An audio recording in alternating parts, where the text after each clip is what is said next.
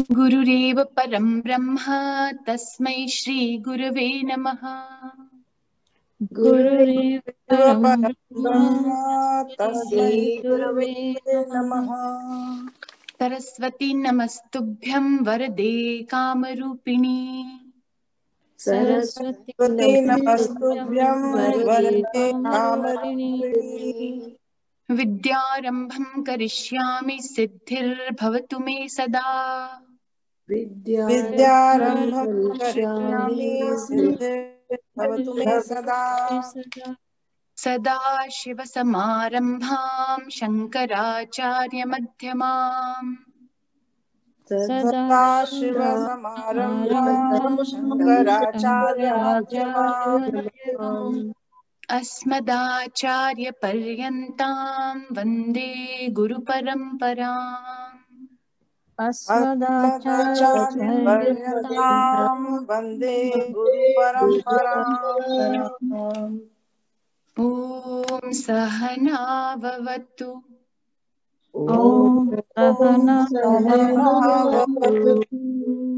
सहनौ भुनक्तु। सह वीर्यङ्करवावहै।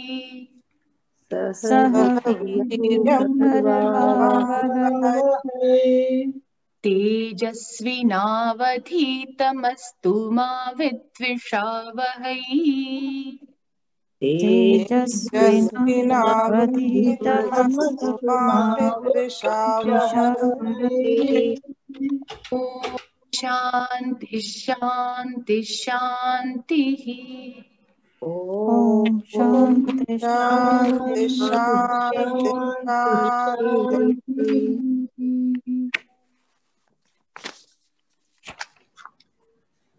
All right, everyone. We are continuing with a session of Vishnu Sahasranama, which we have already been doing. We have seen the meaning of 16 names of the Lord so far. And for our Facebook viewers, we will, during this week or next week, we will put it in 1 or 2 videos briefly. Otherwise, we will just continue with the name which we are going to start from today onwards. And in every session, we will chant 10 verses. And after that, we will take few names of the Lord with brief description, explanation of the names.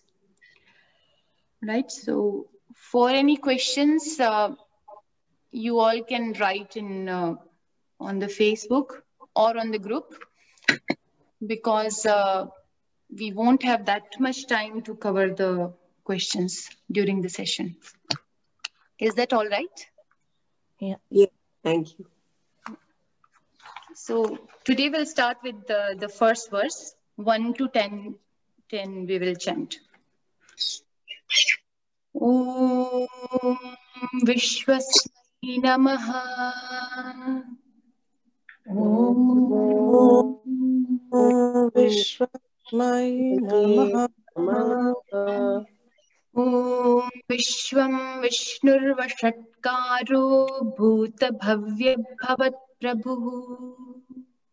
ॐ विष्णुर्वषट्कारो भूतभव्यवत्प्रभुः। भूतकृद्भूतभृद्भावो भूतात्मा भूतभावनः। भूतकृद्भूतभावो भूतात्मा भूतभावनः। भूतात्मा परमात्मा च मुक्तानां परमागतिः। भूतात्मा परमात्मा च मुक्तानां परमागतिः। अव्ययः पुरुषः साक्षी क्षेत्रज्ञोऽक्षर एव च। अव्ययः पुरुषः साक्षी क्षेत्रज्ञोऽक्षर एव च। योगो योगविदान् नेता प्रधान पुरुषेश्वरः योगो योगविदां प्रधान पुरुषेश्वरः नारसिंहवपुः श्रीमान् केशवः पुरुषोत्तमः नारसिंहपुः श्रीमान् केशव पुरुषोत्तमः सर्वः शिवः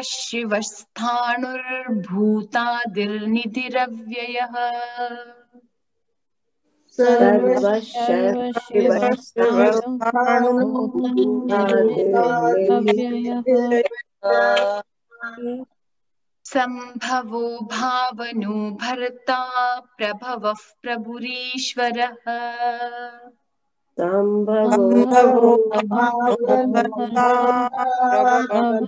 प्रभुरीश्वरः स्वयंभूशम्भुरादित्यः पुष्कराक्षो महास्वनः स्वयंभूशम्भुरादित्यः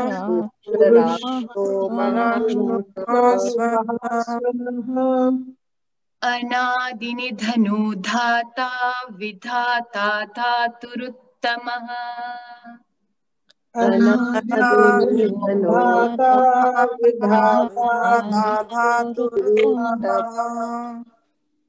अप्रमेयो हृषीकेशः पद्मनाभोऽमरप्रभुः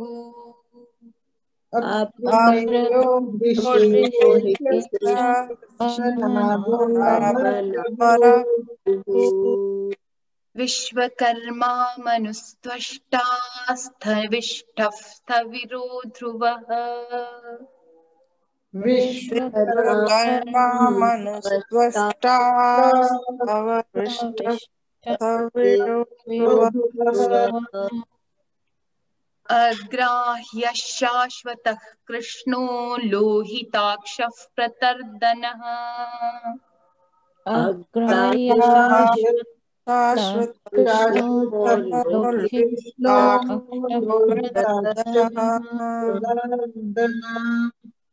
प्रभूतस्त्रीककुब्धाम पवित्रं मङ्गलं परम्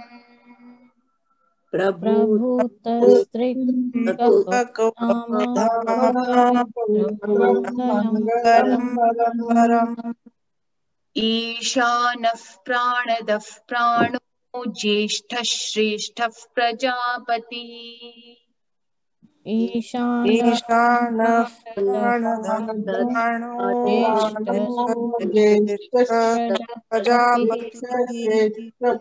प्रजापतिः हिरण्यगर्भो भूगर्भो माधवो मधुसूदनः हिरण्यगर्भो भूगर्भो माधवो मधुसूदनः ईश्वरो विक्रमी धन्वी मेधावी विक्रमः क्रमः ईश्वरो विक्रमी धन्वी मेधावी विक्रमः अनुत्तमो दुराधर्षः कृतज्ञः कृतिरात्मवान् अनुत्तमो दुरात्मवान्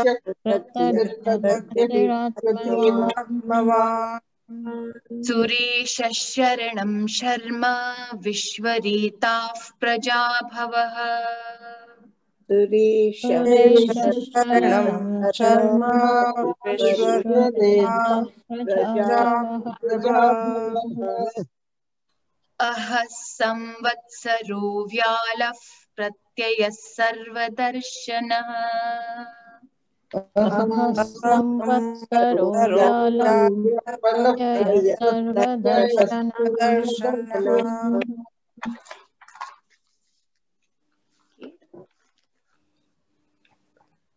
So I will put you all on mute. If you want to say anything, you can unmute yourself.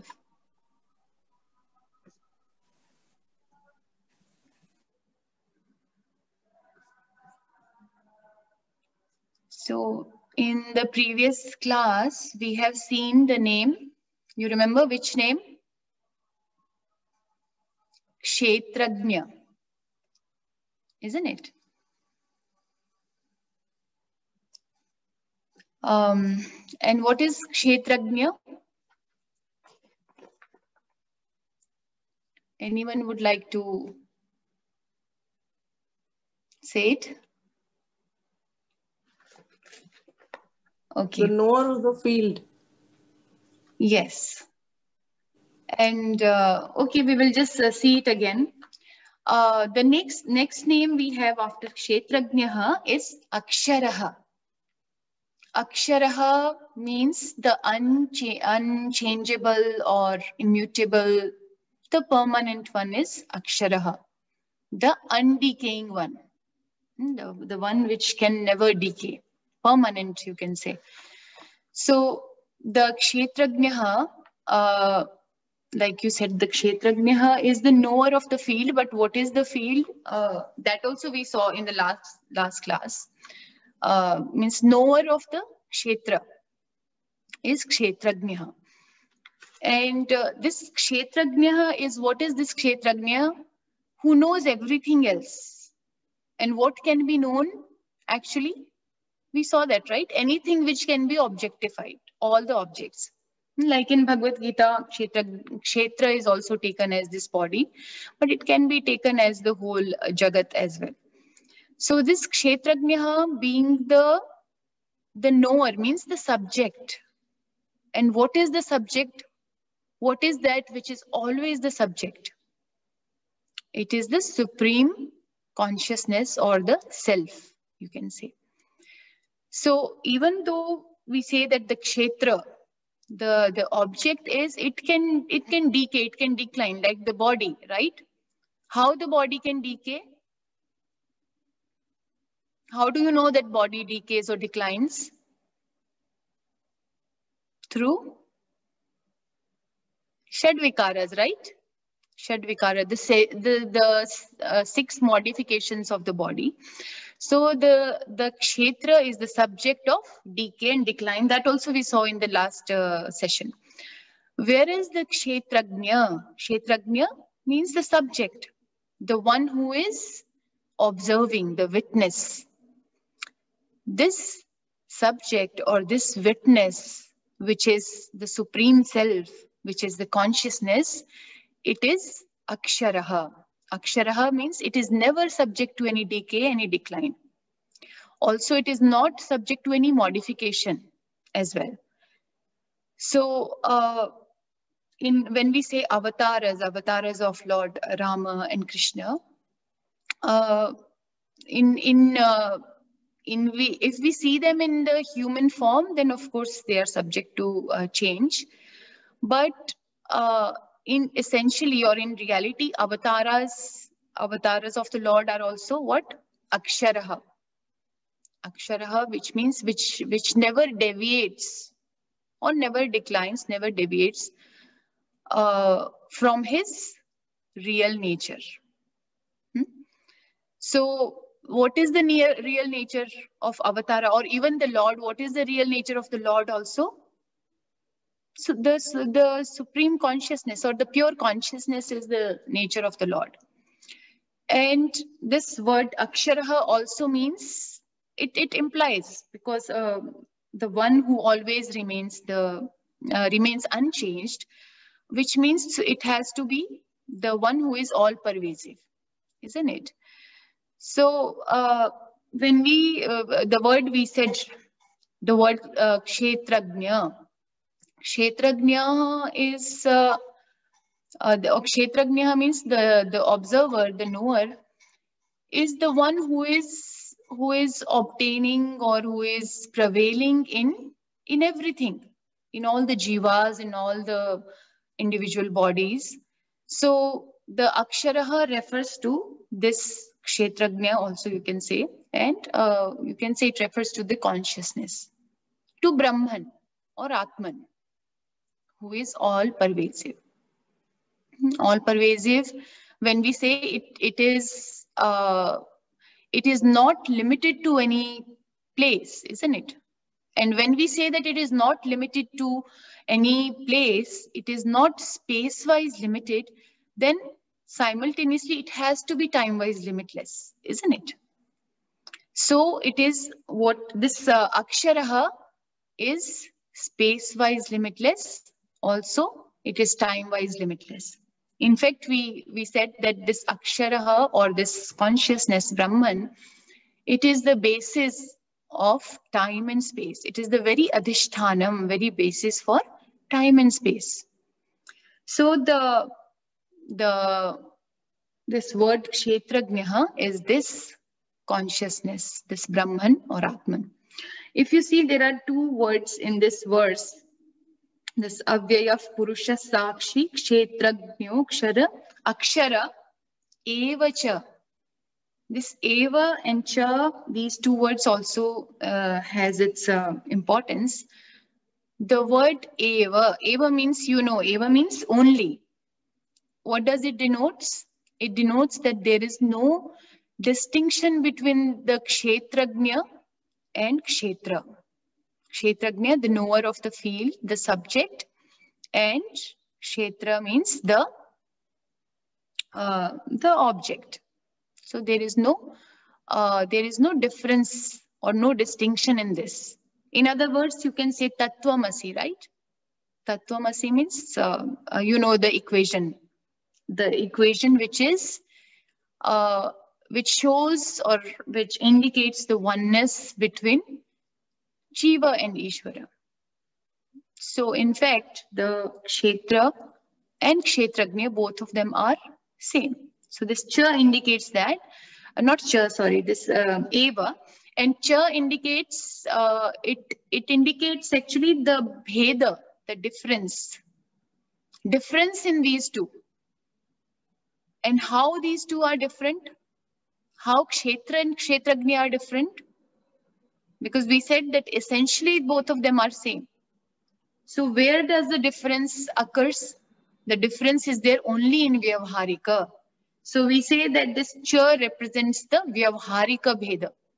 Vyavharika means in essential sense, Kshetra and Kshetrajna, the subject and the object, or the observer, or that which is observed means the object.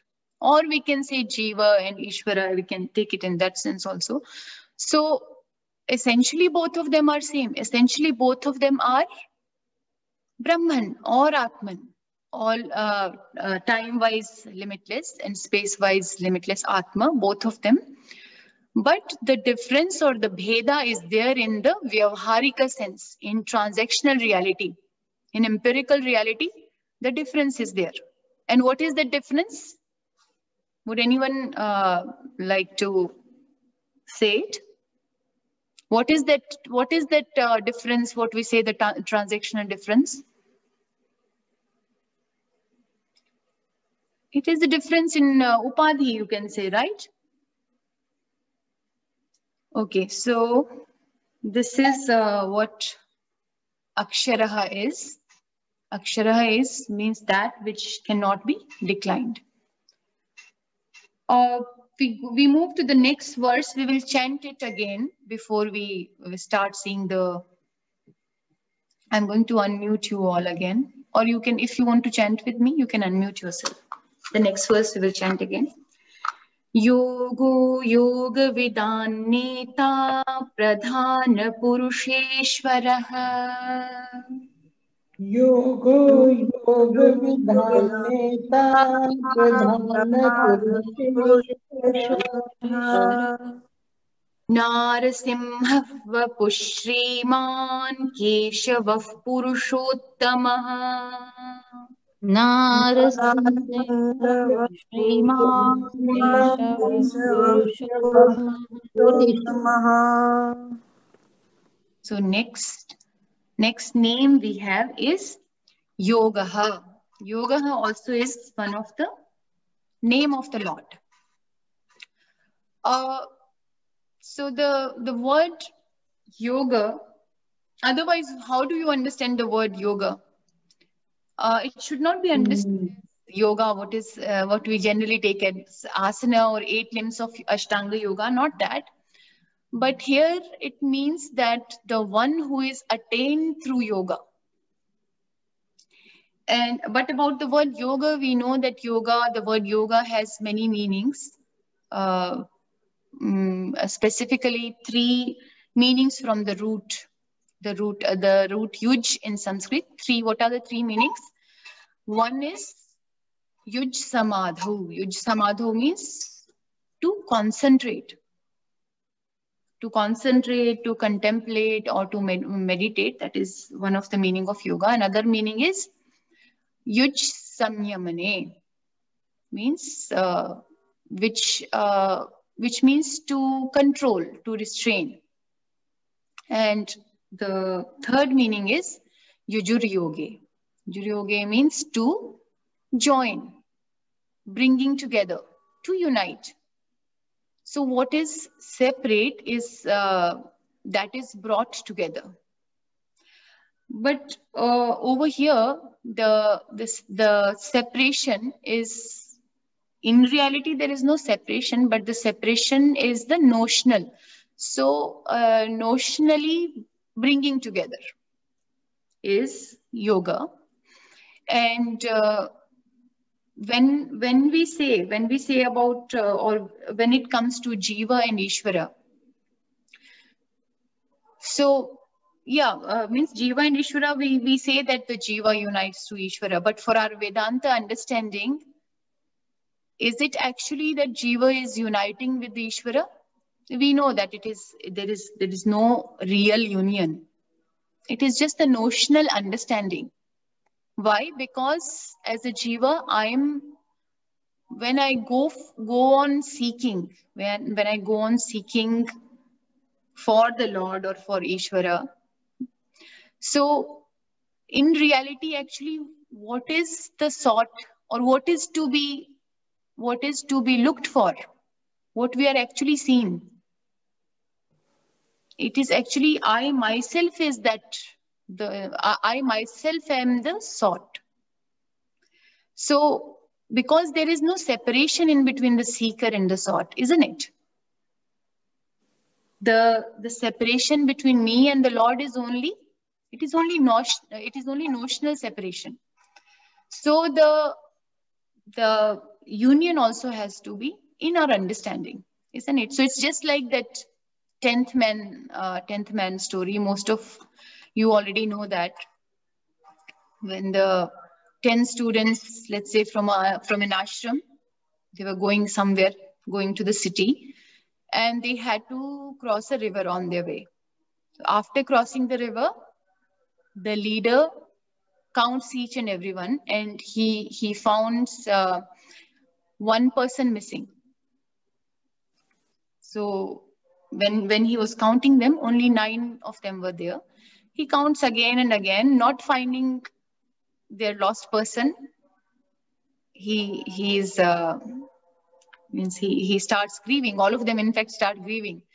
So a wise man passing by noticed them grieving or crying, and then he offers them his help, and he tells them that he can find the 10th man. He can find the 10th man right here. Right now, he can find him. He again counts pointing out each and every one. And finally, he points out towards the leader himself that you are the 10th man, telling him that you are the 10th man. Okay, so it is actually, he's looking for whom? The 10th man is who? You yourself. The 10th man was the leader himself. So similarly, in the seeker-sought situation, what we are looking for actually is, or when we say we are looking for Ishvara, the seeker himself is the sought. So what we are trying to look for, it is just the sought. It is just a notional separation we are thinking. So the seeker-sought union is, how is it possible? Because in reality, there is no seeker-sought separation. So how the union has to be? It has to be through understanding, through cognition that there is no separation actually. Through the knowledge only you can know. So this knowledge that I and Ishvara, we are the same, I am that, or I am that Sat Chit Ananda Atma, or I am Brahman, all these things you already know. So this, having this understanding, having this knowledge is called yoga. Then also, as we saw, yoga also means nirodha. Nirodha, the control, the mastery, the discipline. Discipline of what? Discipline, your overall discipline means managing your body, your mind, your senses. So this word yoga also implies a management of your body, mind, and senses. So everything comes under it, your yogasana, diet, healthy lifestyle, and healthy attitude towards life. A life with values, with morals, a life of dharma, or we say the spiritual lifestyle, all that.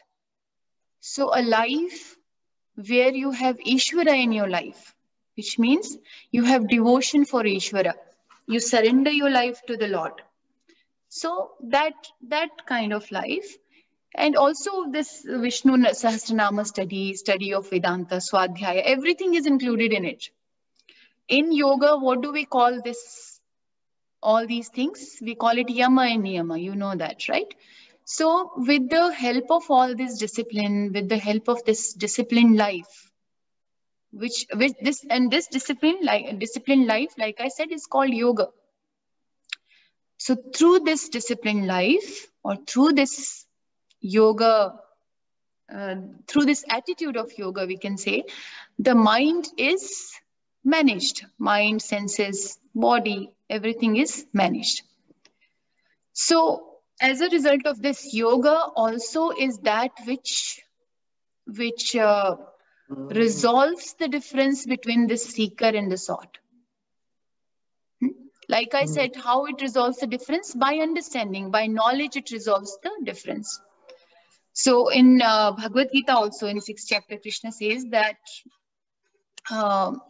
one should know, or one may know, that the dissociation and the association with sorrow is that which is called yoga.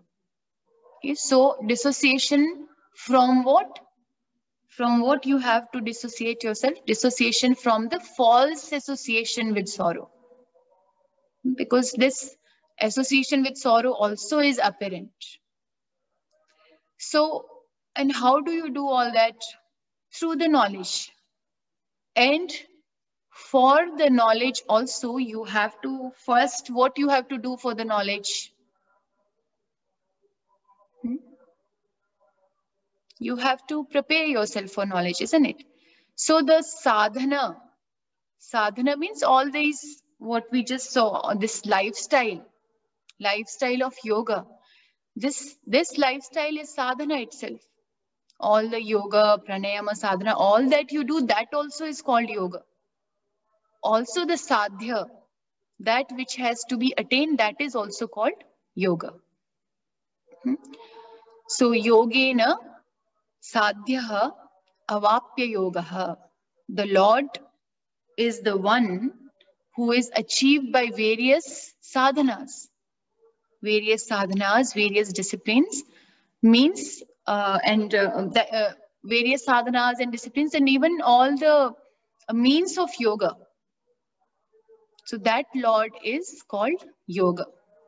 That Lord himself is called yoga. Okay, so the one who is achieved by yoga, and yoga means the various sadhana, one who is achieved by various disciplines. So in Shankaracharyaji's Bhashyam, he's saying that the mastering of one's mind, along with all the senses, indriyas, all the sense organs, and also the understanding. So why do you need to master your mind and all? Because mind needs to get certain maturity. Mind needs to get certain preparedness of mind. What do we call it, this preparedness? Jnana Yogyata or Sadhana Chatushtayam. So all that preparation along with senses, mind and senses, and then as a result, when you gain that Jnana Yogyata will make you understand. It will prepare you for understanding the oneness of Kshetrajna and Kshetra. Kshetrajna being the Paramatma. And so Paramatma and the Jiva. So this understanding, this knowing, this knowledge, or knowledge of oneness of Kshetrajna and Kshetrajna and Kshetra or Paramatma, that is yoga. And this understanding is that there is no separation, or essentially the individual or the jiva is non-separate from Ishvara. So of course it implies, when we say it implies the knowledge of the jiva and knowledge of Ishvara. Then only you can know this essential connection or essential oneness between the two. So that, of course, like we have seen in Tattva Bodha also. So therefore, the one, because the knowing of Ishvara implies it has to be there for this knowledge. So since Ishvara is the one who is known through this knowledge, and one who is known or gained by this or attained by this yoga, so he is known as Yogaha, the one who is known through this yoga. Okay, so this is another name of Ishvara, Yogaha. We move to the next name, Yoga Vidam Neta. Yoga Vidam Neta is Neta, you know, Neta means the leader. Leader of whom? Leader of Yoga Vidam. Yoga Vidam are the knowers of yoga, the one who knows yoga. So the leader of those who know yoga. So Lord is, this is another name of Lord, Yoga Vidam Neta, the leader of yoga vids. And the means generally, like we saw yoga, the word yoga is used in the sense of, also in the sense of accomplishing something, when you have to attain something, or making yourself, like we just discussed, making yourself prepared for something, especially for knowledge, making yourself ready for the knowledge, prepared for the knowledge. Means all this various sadhanas to gain, in order to gain Jnana Yogyata. So going through various sadhanas in order to gain Jnana Yogyata. So we have earlier seen that yoga means the essential oneness, the identity, the oneness of the Jiva and Ishvara. The Kshetrajna, Paramatma, Aikyam is yoga. So yoga means those who know this yoga, who understand it, and who contemplates on it, who do vichara, the inquiry to gain this knowledge, this Jiva Ishvara, the knowledge of Jiva Ishvara Aikyam, the knowledge of the oneness of Jiva and Ishvara. Jiva is individual, Ishvara is the Lord. So that knowledge, doing inquiry in order to make this knowledge firm or gain this knowledge. And what does this do? What does this inquiry do actually? It removes the false division. Because the division, what you see in between the seeker and the sought, in between the individual and the Lord, this division is just, it is apparent. It is false division. So how this false division can be removed? Because it is only notional, it is only apparent, it can only be removed by the understanding, by the knowledge. So such people who do inquiry or who has this knowledge of oneness of Jiva and Ishvara, those people are called Yogavids. And the Lord is their leader. Lord is leader to all of them. Now, how is Lord leader to all the people who know? So he is the one who actually take care of all of them, all the jnanis, we can say. Not only jnanis, Lord is the one who takes care of everyone. But specifically Yogavids. Yogavid, why? Because such people have surrendered to the Lord. So taking care of their yoga and kshema. So yoga and kshema, if you remember these words from Bhagavad Gita, yoga, the word in yoga kshema over here, the word yoga means gaining what is not there, what you do not have, gaining that is called yoga. And then kshema is maintaining that, retaining that which is gained. So a jnani or a yogavid, people who have surrendered, like I said, so willingly who have surrendered to the Lord. So Lord is the leader for them. Why? Because when we say a leader, who is a leader? Leader is a one to whom people willingly surrender. They willingly listen to him, or they willingly are ready to follow his principle, his orders, or his laws. So that person is called leader, isn't it? So the Lord is the one, because those people have have done complete surrender to the Lord. And then just like the leader, after the people surrender or after the people, they follow him, the leader takes care of such people, right? So Ishvara also in very recognition of this true knowledge, a jnani or a yogavid, he totally surrenders to the Lord, to Ishvara. Then how does Ishvara takes care of such people?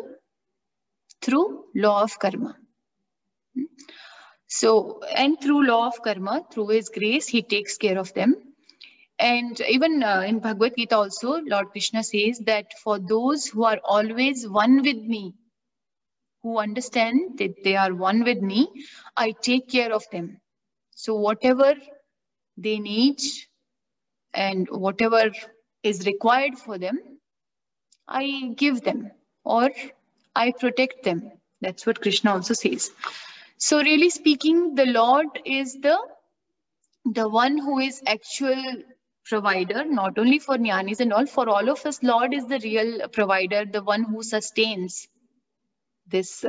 Everything is sustaining, and even everything in life for us, he is the one who is sustaining it or giving it to us. And jnani is actually a person who is happy with whatever is there, whatever comes in life. Why? Because he has this Ishvara Arpana, Ishvara Prasada Buddhi, this Yoga Buddhi, jnani will have, a Yogavid will have.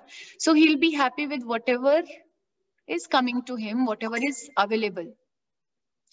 So, and also he knows that whatever is coming in his life, that is what, it is nothing but his own prarabdha karma. And prarabdha karma, you know, it is not separate from Ishvara, because prarabdha karma is the very law of karma. And Ishvara is the very law of karma, including prarabdha karma. So by making such people gain what they do not have, or what they desire for, we can't say desire for, but what is required for them, what is needed for them, Ishvara makes it available through this law of karma or through this prarabdha karma, and then retaining it. What is gained is retained by Ishvara for such people who have surrendered. Whatever is essential for their their sharira, for their maintenance, Ishvara takes care of it. So he is their neta, he is their leader. He is the giver of yoga. Yoga means the giver of that which is not there. So both it is karma and the karma phala, etc. So he's giver of yoga and also kshema, maintaining that as well. Therefore, he's yoga vedam neta, the leader of knowers of yoga, the leader of yoga vedams, or we can say leader of jnanis. We can, I think, take one more name, the next word, which is Pradhana Purusheshwaraha. Pradhana Purusheshwaraha. The Pradhana Purusheshwaraha means the Lord of Pradhana and Purusha. Now, what does it mean by Pradhana and Purusha? This word Pradhana means Maya. It is another name for Maya or Prakriti or Shakti, whatever you want to say. And this Maya, is the material cause of the universe. And Purushaha here refers to Jiva. So Lord or Lord Vishnu is the Lord of both Pradhana and Purusha. As you know that anything which is put together, which has an origin or which is put together, it requires what? It requires some material cause and an intelligent cause. Just like this laptop we are using now, or your mobile phone. When you look at it, you say that yes, it is something which is intelligently put together. It is assembled intelligently. Okay, so there is material for it which is used, which is the material cause, the very substance which is making it, and then also there has to be an intelligent cause which is putting it together. So Lord is, of course, both of means intelligent and material cause. But this word Pradhana actually for Prakriti or for Maya, it is used in Sankhya philosophy. More often it is used in Sankhya philosophy, which is another school of thought other than Vedanta. It's a dualistic school of thought. So over here, this should not be confused with that meaning of Sankhya. Because in Sankhya, the word Pradhana or Maya, it is understood as material cause. But material cause, and they also say that it is Jada, it is inert, consisting of 3 gunas. Maya or Pradhana consists of 3 gunas, Sattva, Rajas and Tamas. But the difference is they say that Pradhana creates everything by itself independently. In Sankhya philosophy, Maya or Pradhana it's an independent entity. And independently, it creates everything. And how do they explain it? This Atma or Brahman, what we take as consciousness, they call it Purushaha. For them also it is totally asanga, like we understand, uninvolved. But for them it completely does not participate at all in creation. And Maya, being Jada, also it creates everything independently by itself. But then the question is, how can this Pradhana create anything and everything by itself? Right? So how do we understand it for us in Vedanta? That it is Maya creates everything, all right, or Maya is evolving into everything. How? Because it is blessed by Brahman. It is blessed by Ishvara Chaitanya or Atman or Brahman. So the Nimitta Karanam or the intelligent cause is very, very necessary for this creation, isn't it? for us, and Ishvara or Brahman is that. But if you ask Sankhya about this, that how can Maya being Jada create everything by itself? So what is the answer? Without any intelligent cause, how can it happen? So their answer is that at the time of pralayam, dissolution, all these three gunas, sattva, rajas and tamas, they go into an equilibrium.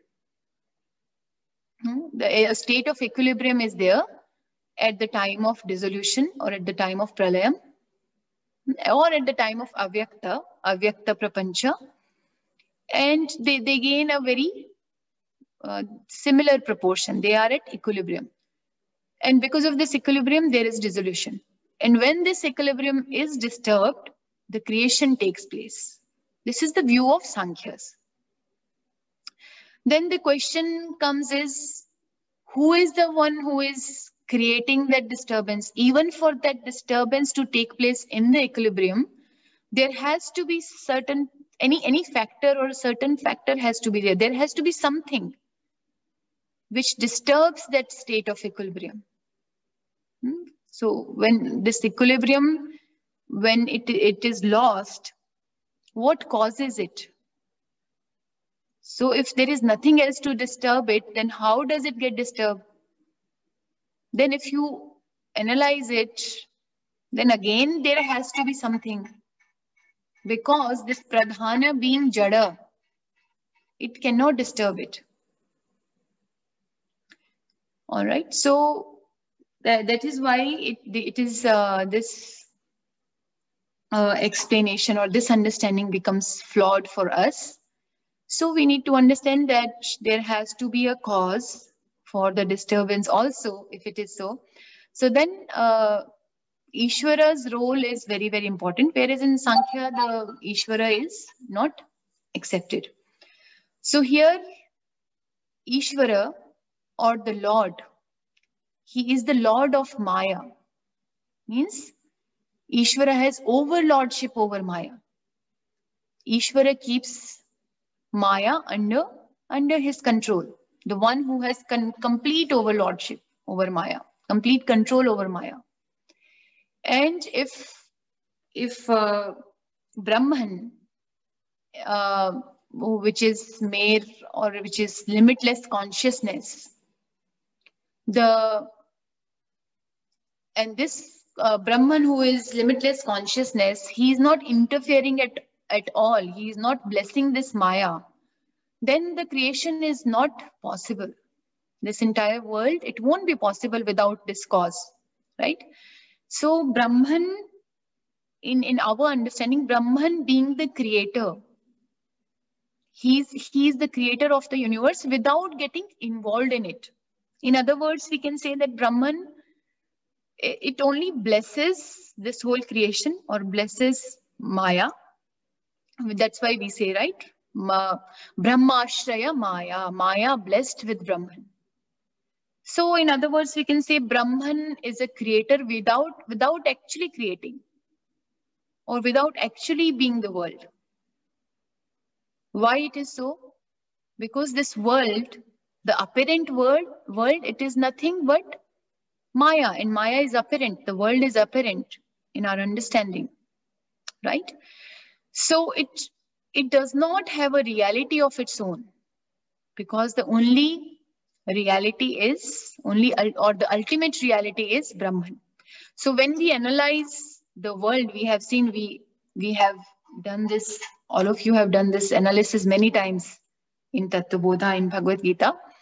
So analysis means like analyzing it, neti process, etc. So the most, when we analyze everything starting from a pot, analyzing it, that it is mithya, it is dependent on something else, changing your viewpoint, like about the pot